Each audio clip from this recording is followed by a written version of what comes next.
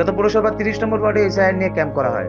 SIR নিয়ে অযথা আতঙ্কিত হবেন না, বাংলার জনগণের সুবিধার্থে এলাকায় এলাকায় হেল্প ডেস্ক তৈরি করার কথা ঘোষণা করেছিলেন মাননীয় মুখ্যমন্ত্রী মমতা বন্দ্যোপাধ্যায় ও সর্বভারতীয় সাধারণ সম্পাদক অভিষেক বন্দ্যোপাধ্যায়।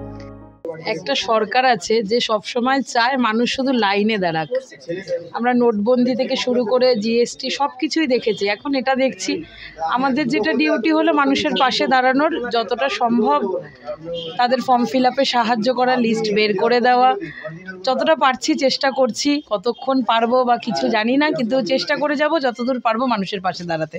দেখা যাক, আমাদের কর্মীরা এক হয়ে সকলে কাজ করছে, যে যার পাড়ায় যেভাবে পারছে সে সেইভাবেই মানুষকে সাহায্য করার চেষ্টা করছে।